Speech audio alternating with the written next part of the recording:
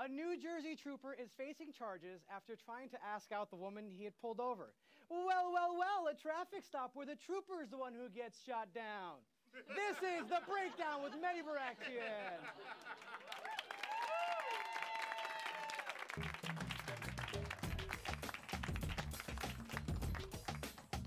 That's it. Easy, right? I was so nervous about that joke.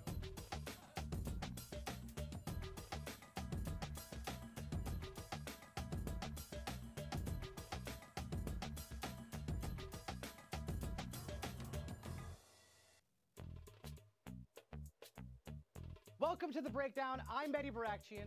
And for those of you, oh my God, already. It's over, guys. And for those of you who don't know how to say my name, here's the phonetic pronunciation. Mehdi Barakchian Obama. Okay, you didn't get that? It's okay. Here's the spelling. Or you can just call me by what my waxing lady calls me, a challenge. With the midterm elections right around the corner, we've already seen historic milestones.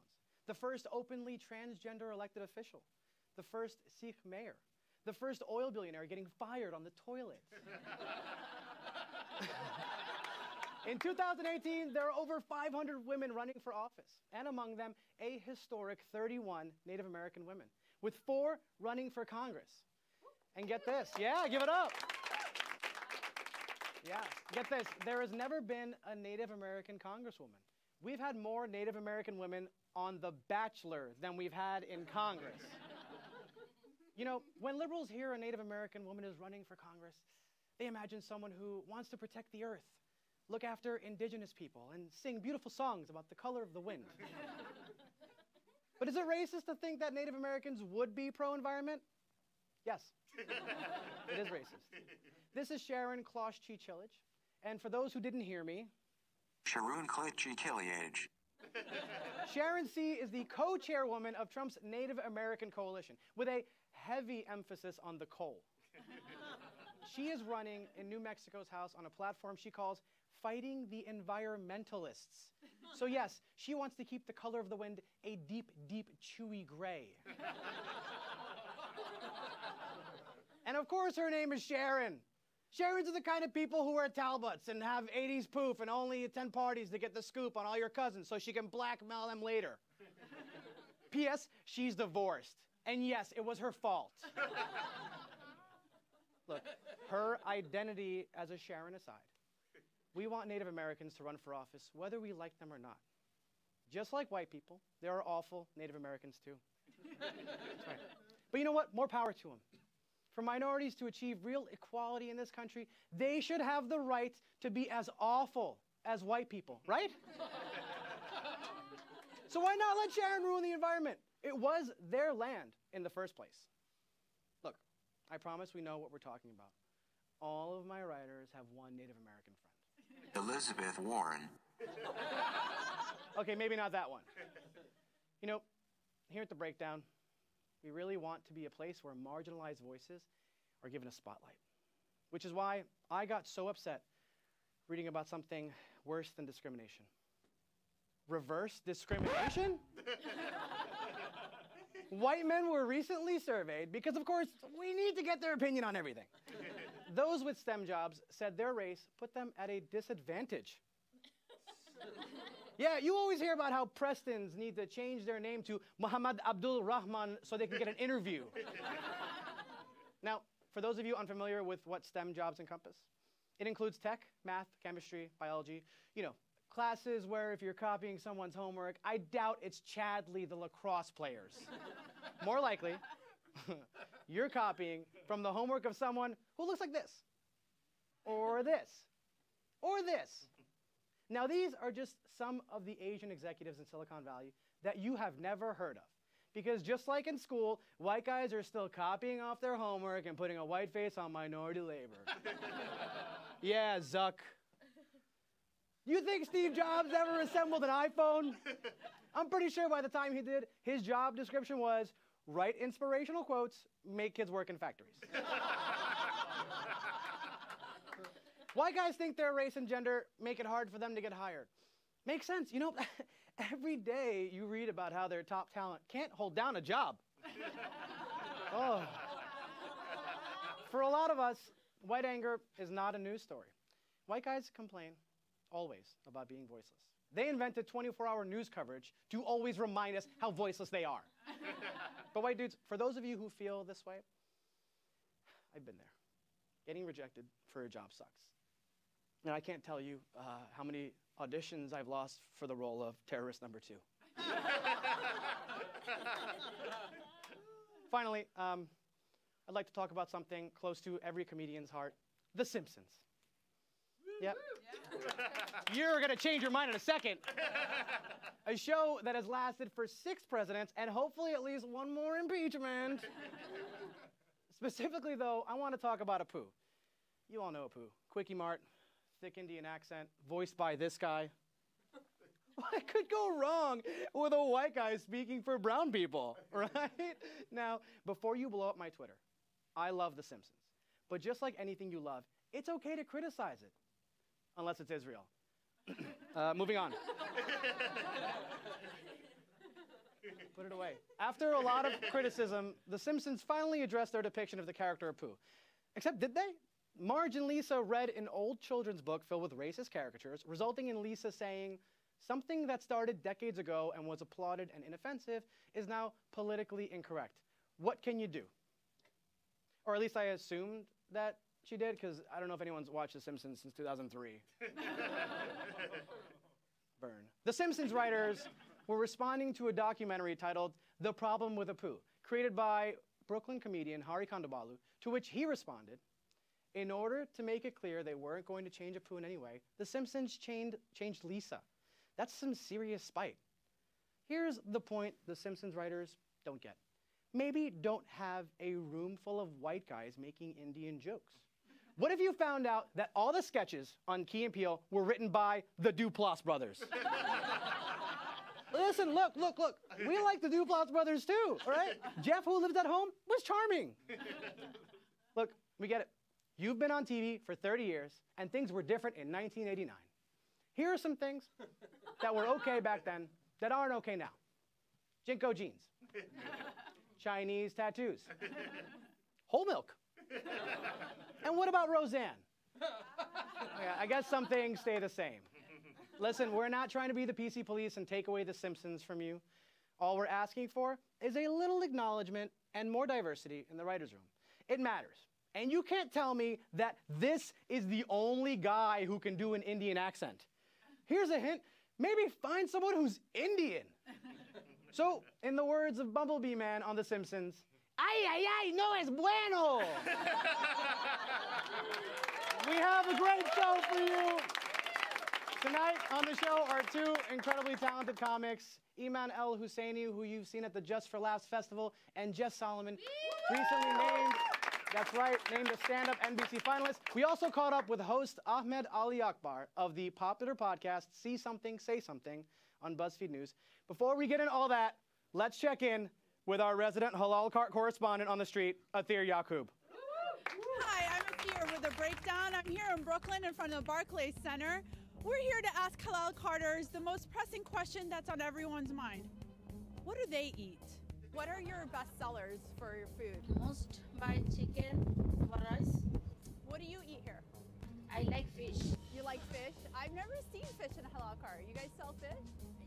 What are your favorite American foods? You know, Applebee. Applebee's, yeah, that's very American. Chicken wings, I like it. Oh, yeah. And mashed potato, I like it.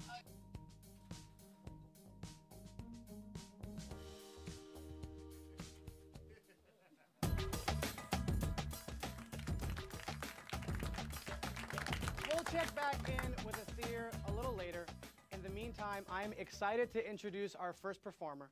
You know her from Just for Laughs and her comedy album Unveiled. Please join me in welcoming Eman El-Husseini.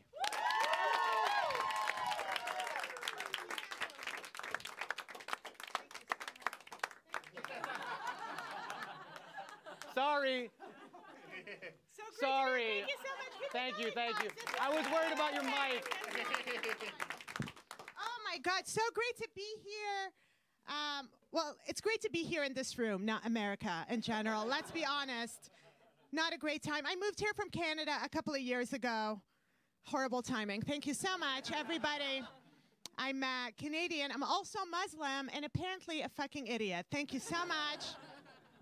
I am here legally, in case you were wondering. I got a green card for doing this. Right? I got approved into this country on the basis of being an alien of extraordinary ability. Yes, we can, Obama. Yes, we can. Obviously, this happened during the previous administration, not the current administration. People are now very concerned for me. A Muslim woman in Trump's America. They want to know how I'm coping.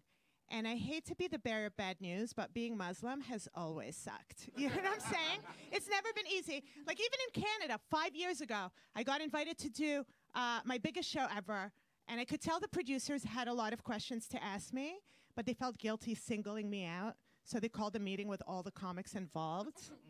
It was so obvious who they were talking to, right? Because it's like, hey, guys, we're so excited to have you here. This is going to be so great. Is everybody a legal citizen here? Yes, everybody? Anybody have trouble at the airport? Okay, final question. What's the exact ratio of chickpeas to tahini when you make hummus at home? What is it? I am glad the Arabs make good food, right? Honestly, because we'd have nothing going on for us. Let's be honest. Aside from unwanted facial hair and anger. What a disaster. This is why I sincerely believe the most powerful word in the Arab language today is hummus. Right? You say hummus in front of white people, it puts you at ease. You guys love that stuff. You put it on everything. Hummus is white people's new mayonnaise. I don't know if you know this. Thank Allah for hummus. But it's great. It's good to be in New York City. It smells like piss everywhere. Hey, it's just, I feel like people come from all over the world just to piss in the streets. It's lovely. I love New York. 4 out of 3 people are Jewish. I don't know how the math works here. It's amazing. I feel very exotic as a Palestinian, right? They find out I'm Palestinian. They always have the same question for me. Like, Eman, you got to tell us the truth. How do the Palestinians really feel about the Jews? Like, I don't know. I guess the same way the Jews feel about the Palestinians. And they're like, oh, that's not good. That's not good at all. And that's just my in-laws. So I married a Jewish woman. Okay, so... people are often surprised to discover that I'm Muslim because I don't necessarily fit the profile, right? I'm not a hijabi or a niqabi. I'm more of a cleavagey Muslim. That's my category. And apparently I sound like a Brooklyn Jew when I speak English. This is because I learned how to speak English watching Joy Behar in The View. This is what happened.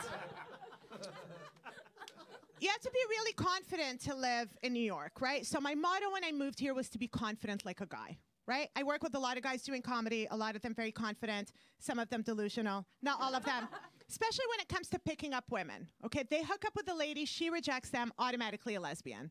It doesn't matter what the guy looks like, she has to be the problem. I wish I had a 10 to that confidence. I'm the complete opposite.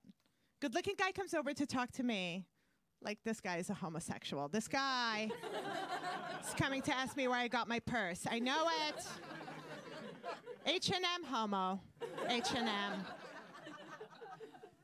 I just feel like in general, women were way too hard on ourselves, right? Like we can't even take a compliment properly. I had a guy compliment my hair, like, Eman, I really love your hair. I'm like, he's talking about my mustache. I know. He sees my hairy legs through the jeans. I do have Arab parents that have hated me for a long time because I wasn't married at birth. This is the thing. But now I am married. I married a woman, a Jewish woman, like I mentioned earlier. Our families, yeah, complete silence. Thank you. That's exactly. I was really upset with my father for not being on board. Out of all of the parents, my father upset me the most because all of my life he told me and my sister to stay away from boys. Right? Like, stay away from boys. Don't talk to boys. Men are pigs. Like, Dad, look who I brought home. He's like, well, have you tried black guys? And it's like, what? Of course I have. Of course. Anyway, you guys are amazing. Thank you so much. What a great show. Thank you so much. That was beautiful. That was great. This weekend, I had the pleasure of chatting with Ahmed Ali Akbar, host of the aptly named podcast See Something, Say Something on BuzzFeed News. We met up at Hoodwinked Escape, an acclaimed escape room in Harlem. Take a look. Hey guys, I'm here with our first ever special guest on The Breakdown, Ahmed Ali Akbar. He is the host of the See Something, Say Something podcast on BuzzFeed. Thank you so much for being here. Thanks for having me. Two brown guys with two brown shows meeting. Isn't that exciting? I love that. It's a first. It's literally a first for me. Yeah, actually, I think you're right. So in a few minutes, we're going to be going into one of the rooms. We're going to try to break out. We're going to put two brown guys in a locked room, and we're going to try to get out. I'm going to It's like Gitmo all over again. I had to make that joke at some point. Look out for your first hit. Look out. Look out. Out the window. Key. I got a key. You seem like you've done these before. This is only my second time doing it. I'm just like, oh, we're in a room. What do I do? I'm going to make a bold statement that's going to involve a lot of stereotyping. Okay. You have great hair for a Middle Eastern guy.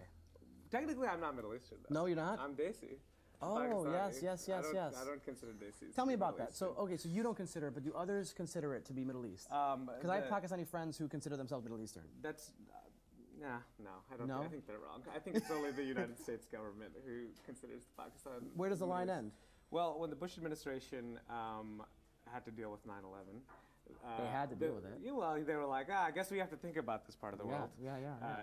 And decide how we're going to ruin it for the next 15, 18 years. Minimum. Yeah. Minimum. They were. That's a short-term lease. They're re-signing. They actually invented a new term, the Greater Middle East, and Pakistan was in that. What's the reason for calling it that? To include Pakistan because of? I think it was just not Pakistan. It was a lot of like Muslimy countries. They're like, oh, we want to just put them all in the same bucket. If you have more than 90% Muslim people in a country, we want to call it the Middle East, just to make it easy, because we don't want to racially profile and not include all the Muslims we want to racially profile. Yeah. Fair enough. I mean, I feel like Iran is probably, for me, the border, what I consider the border of the Middle East, and even like Iranian culture is so different from the rest of like everything else. And then you have like Afghanistan, and then you have Pakistan, which is closer to Indian culture. Yeah. So that is true. Afghanistan is a little bit of Indian culture and Iranian culture, because I know a lot of Iranian identifying Afghanis. Yeah, same. I do too. But to your point about my hair, it's 100% Indian. That's amazing. Which people sell. So I guess great hair. I actually do fit the stereotype. Do you? Yeah. Why? So Indians have a stereotype. The people buy Indian hair, I guess. I don't know anything about that. I need you to double down right now. On what? 5. It's 5. 5, right? You're a genius. Camera people, if you know what to do, Yes, it's okay please. to tell us. You love playing video games. I like meet up with people and play in like video game tournaments like once a week.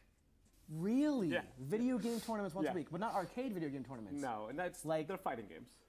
So they're like the spiritual descendant of arcade games. The spiritual. Okay. I mean, the arcades don't exist. You can't go there anymore. But not really, unless you go to like a barcade place. Like that's like the resurgence of what arcade games are today. And that's like sort of like a precious reimagining of what the arcades were. I have a question for you.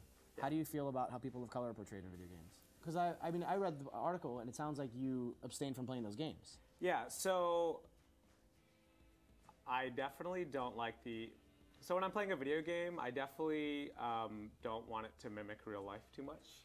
You know? You want a certain level of surrealism to it, or? Yeah, well, I want a certain level of surrealism. Yeah. I don't want to like be reenacting wars in the Middle East in my spare time. But isn't that the goal for every single video game, to get as real as possible? Isn't the latest and greatest game the one that's closest to reality? I think that's true for American developers. Oh, okay. Japanese developers are very much into the surreal versions. It's like anime, you know what I mean? Like anime is also like a way of like talking about the world in this very surreal and distant way that actually does reflect reality, but it's not like so real that you could go there and like, yeah, I think actually killing these brown guys is like a lot of fun, which is what might happen when you play Call of Duty. Oh, this is the jewel we had to find. Oh yeah, we're rich now. Great. Putting a UV light on a piece of paper like an idiot. What are the games you like playing? What's the competitive stuff you play? So I play Super Smash Brothers, which is just a bunch of cartoon that's so characters funny. beating the shit out of each other. That was N64 originated that game, or no? Yeah, the Nintendo 64 version was the first game. So I play Super Smash Brothers mostly, but I also play like Street Fighter, like Marvel vs. Capcom, anything that's just like a kung fu movie, but in real life. And those are surreal, because like what you're doing in those games, you don't take it away with you. You know what I mean? Yeah, no, you don't. There's no emotion that's invoked in playing those games that connects to reality directly. I have never seen a person lose a fighting game and then punch the other guy in the face. Which you'd think I have, because I've been watching it for like 20 years. I've rarely seen that. Really? It doesn't translate. No, it stays in the game. I mean, people like definitely get mad. They'll like punch the wall, but they've never hurt another person in my experience. And I've had a lot of experience with this. And I feel like gamers aren't the most violent people. No, they're not. That's a little bit of a stereotype, I guess. Is it? Yeah. Yeah. I mean, I'm not. I'm very peaceful. You seem docile. I tried to start a fight with you. Seem docile. I tried to start a fight with you earlier. It didn't go over. Yeah, no, it didn't. Resetting the room. Just feel like already like a gentrifier. I'm not trying to ruin all this amazing culture here. Two brown hosts don't make wrong. We're right. But we'll get out of this room. Sure. What is the See Something, Say Something podcast? So See Something, Say Something is a podcast I do at BuzzFeed News, where every week we bring in a rotating cast of voices from the American Muslim community to talk about the things that our community is talking about today.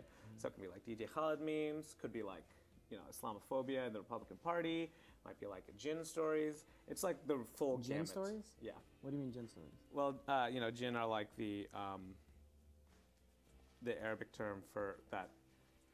Jinns are basically what Americans think of as genies, and you know, I grew up. I've never with, heard that. Yeah, I grew up with jinn stories. A lot of the Muslims I grew up with grew up being terrified of them. Part of what I've tried to do with the podcast is to create a space that I didn't see much of in mainstream media, and that means it does sometimes mean like bringing people that have expanded my perspective, but have similar belief systems. I think it has definitely, you know, I don't want to say it's reaffirmed my belief systems, but okay, no, it's there okay. Might be some truth to it. There might be some truth to it. This is trouble for us. Here's where experience comes into play here, and you and I don't have dominoes in our culture's history. What even is this place? Did you guys escape? Yeah! High five, dude. I actually cannot believe we did that. I can't believe two we did it. people. Two people. With her recommendation, I figured I should try Applebee's.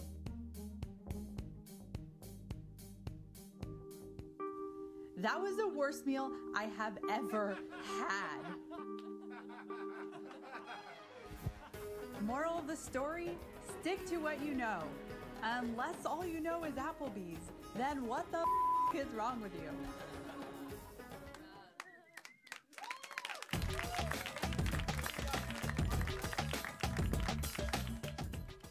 Thank you to Athir Yaqub, our resident Halal Cart correspondent. I'm excited to introduce our final performer. She's an NBC stand-up finalist, and you can hear her on SiriusXM's Raw Dog. Please welcome Jess Solomon. Thanks so much. Hello, I'm Jess. I'm a Canadian, and I moved to this country right before the last election, and I moved here with my Muslim wife because I'm making, yeah, all the best choices all of the time. That's my thing. That's what I'm up to. I'm Jewish. My wife is Palestinian. Yeah. Thank you. It was a very tiny wedding, you guys, really small. It was just me, her, and a UN peacekeeper. That was the whole party. I moved into her place. She didn't want me there, but I moved in anyway, you know, how the Jews do. Good. Before moving here, we went to see a lawyer, and the lawyer was like, I just have to ask you guys, is this a marriage of convenience? And I was like, oh. You got me busted, lady. My big plan to move to America is to marry a Canadian, Palestinian, Muslim woman. Hop right over that border. Alienate both of our families. This is literally the most convenient thing I have ever done. But we're here now, and we spent a lot of money on our green card, so we're not going back just yet. We've joined the resistance. That's what we're up to. Who knew? Good times in America. I'm just calling up senators, pretending I live in a swing state. I don't know if that's what I'm supposed to be doing. I don't know if it's working. I'm just like, oh, hi, is this a senator's office from Ohio? Yeah, I'm a white working class coal miner that lost my job. And they're like, you sound a lot like a Canadian woman that moved to Brooklyn and doesn't have the right to vote. Keep it up, sir. Keep it up. I've been hitting up the marches, too. It's my main form of cardio these days. It's been a good time. I've been pretty proud of my signs. I know that's not like the point of the march or anything. I went to a gay march recently with my wife, and my sign said, "Jihad me at hello." That's pretty cute. We had this Japanese news crew came over to interview us, and the reporter was like, "I just have to ask you guys, what do you think about Trump?" And I just yelled, "I love you, Japan," like I had fans over there. You know what I mean? Just so swept up in the moment. I'm not coping well. I'm not dealing. You know what I mean? Every day is a nightmare. That's the truth. And it's just like, obviously I'm not coping well. You know, like, look at me. I'm a privileged white lady. Like, the only thing I've ever been denied is Hillary Clinton. So it's been challenging. I do think about Trump getting impeached every day. And then I always arrive at the idea of Mike Pence and how that guy believes in gay conversion therapy, right? Which is trying to make gay people straight. It doesn't work. It's harmful. I'm not on board with it. What I am on board with, though, is making people gay. You know what I mean? I think that's a solid policy. This is true. My wife wasn't even gay before. I did that. Thank you so much. High five. High five, everyone at home. I did that. Yes. I did. I converted her. Not to Judaism yet. Just to gay. That's all we've got. But I did move her to New York, and she is in therapy. So almost Jewish. You know, we're so close. Thank you, guys. You've been amazing. Guys, give it one more time for Jess Salomon. How much time do we, guys? Great. Actually, can I have you guys pop back out? Actually, you guys give it one more time for Jess and Eman. Sorry to bring you back out. Is it a spoiler alert that you guys are together? We're married. They're married! Isn't that crazy? Yeah. Tell me about any of the projects you guys have going on and where everyone here can find you. On Instagram, we have a cartoon based on our marriage, if you guys want to follow that account, at the El Solomons. Yeah. Oh, I'm sorry. I'm going to have you guys in here. I'm so sorry. Go ahead. Oh, yeah. So I'm Jess Solomon. She's Eman El-Husseini. So you can follow us at the El Solomons. And they're very cute cartoons about our marriage, about being a Jew and a Palestinian, gay, married, lesbian, the whole thing. That's it. Yeah. Yes. So let me ask you guys one more question. Did you guys meet in comedy, or did you meet like outside of comedy? You can answer the mic. I don't know why I'm holding it.